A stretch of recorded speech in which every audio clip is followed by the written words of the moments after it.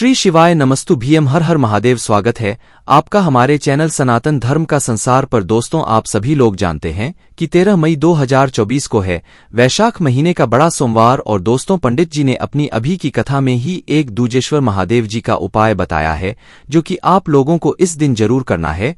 और दोस्तों, इस उपाय को करने के बाद आपके जीवन में आ रही जो भी दुख और परेशानियां हैं, जो भी आपकी मनोकामनाएं हैं, वो सारी पूर्ण होंगी। क्योंकि दोस्तों, जब भी कोई नया उपाय होता है जो कि पंडित जी अपनी शिव महापुराण कथा में बताते हैं और आप उस उपाय को करते हो, तो उस उपाय का जो फल है वो आपको बहुत ही जल्दी और बहुत बड़ा होकर मिलता है। तो इसीलिए इस बड़े और विशेष सोमवार को आप लोगों को दूजेश्वर महादेव जी वाला उपाय जरूर करना चाहिए। अब दोस्तों, यहाँ पर बहुत सारे लोग इस उपाय के बारे में जानना चाहते हैं कि आखिर इस उपाय को हम सही तरीके से कैसे करें। बहुत सारे लोगों को ये वाला उपाय अच्छे से समझ नहीं आया है, तो हम आपको यहां पर बता दें कि इस उपाय को आपको कैसे करना है, किसको करना है, किस समय करना है और कहां पर करना है। तो चलिए दोस्तों, हैं इस दूजेश्वर महादेव जी वाले उपाय को आपको कैसे करना है। सबसे पहली चीज दोस्तों, हम लोग ये जान लेते हैं कि इस दूजेश्वर महादेव जी वाले उपाय को करना किसको है।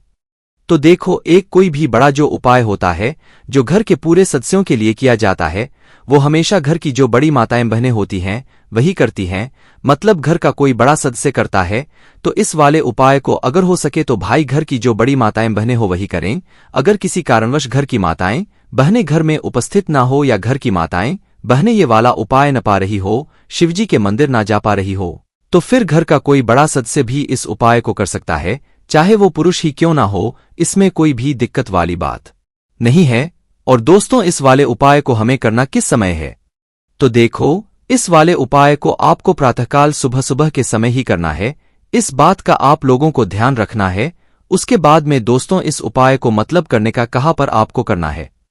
तो देखो, यहां पर हमको बता दें कि इस उपाय को आपको भगवान शिवजी के मंदिर में जाकर करना है। जो शिव मंदिर आपके घर के में हो, जो शिव मंदिर आप लोग आसानी से जा सको, ठीक है, आपको वहां पर जाकर इस वाले उपाय को यहां पर करना है। अब उपाय कैसे करोगे वो हम लोग यहां पर जान लेते हैं। तो देखो, आप लोगों को याद होगा कि हमने आपको मिट्टी के जल वाला उपाय कई बार बताया है, तो वह मिट्टी का जल इस उपाय में विशेष रूप से प्रयोग होगा। तो इस द्वेजेश्वर महादेव जी वाले उपाय को करने के लिए आपको एक दिन पहले रात्रि में एक मिट्टी के पात्र में जल भरकर रखना पड़ेगा। ये बात आप लोग पहले से ही जानते हो कि वैशाख के महीने में के जल को शिव जी पर चढ़ाने का कितना बड़ा फल मिलता है। और जब इस उपाय के साथ साथ में हम तेजेश्वर महादेव जी वाला उपाय करेंगे ना, तो हमारी जो भी मनोकामना होगी वो पूर्ण होगी ही होगी। क्योंकि हम बहुत ही बड़े और विशेष दिन पर ये वाला उपाय कर रहे हैं। और वैशाख महीने का जो सोमवार होता है ना, वो बहुत ही बड़ा सोमवार होता है। इसलिए आप लोगों को इन मौकों को अपने हाथ से नहीं जाने देना चाहिए। तो भाई, सोमवार के एक दिन पहले रात्रि में आप लोगों को क्या करना है कि एक मिट्टी का कोई पात्र लेना है, जैसे मिट्टी का मटका हो गया या मिट्टी दिया हो गया या मिट्टी का कोई भी ऐसा पात्र जिसके अंदर कम से कम 1 लोटा जल बन जाए। तो आपको करना क्या है, रात्रि में शुद्ध जल, ताजा जल जो है, आप लोगों को उस मिट्टी के पात्र के अंदर भरकर रख देना है।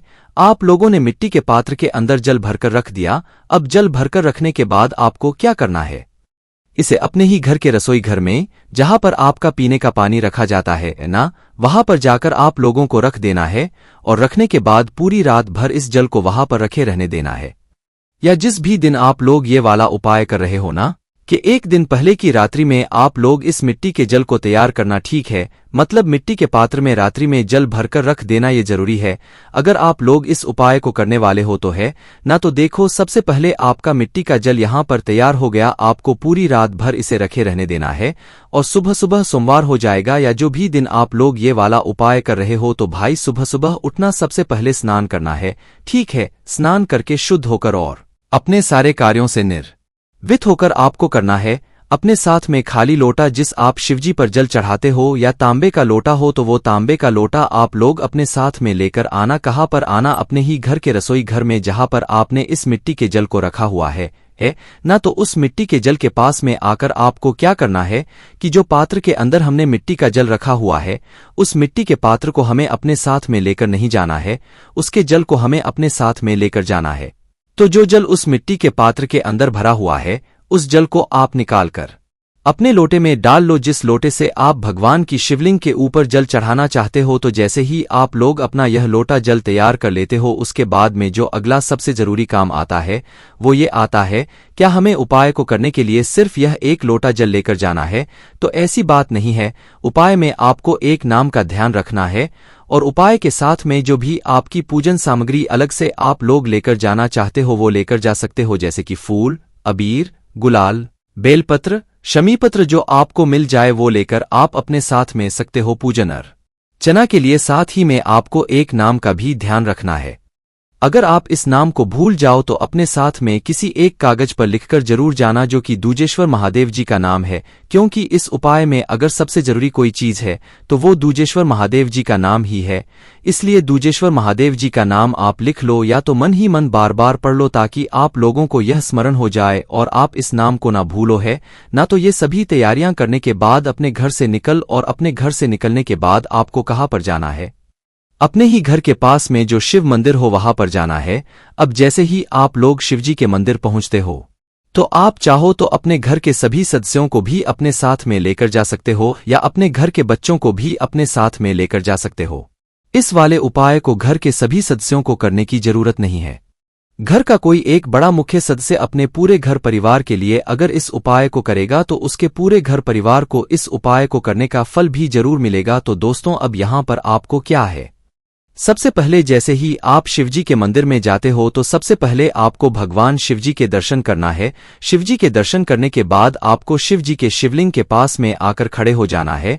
अब देखो, जाते से ही आप लोग जल मत चढ़ाने लग जाना, क्योंकि यह जल सीधा शिवलिंग के ऊपर नहीं चढ़ेगा। एक प्रतिक्रिया के बाद ही यह जल शिवजी के शिवलिंग के ऊपर चढ़ेगा। और जब से आप यह उपाय करना शुरू कर दो तो दूजेश्वर महादेव जी का नाम आप मन ही मन सिमरन जरूर कर लेना, क्योंकि यह वह उपाय है जिस उपाय को करने से आप सारे काम बन जाएंगे, आपकी सारी दुख और समस्याएं दूर हो जाएंगी, आपकी मनोकामनाएं भी पूर्ण हो जाएंगी। तो अब आपको करना क्या है? तो देखो, सबसे पहले आप एक स्थान समझ लो कि जब हम शिवजी पर जल चढ़ाते हैं तो वो जल बहता हुआ कहाँ जाता है? जलाधारी पर जाता है, और जलाधारी से बिल्कुल नीचे गिर जाता है।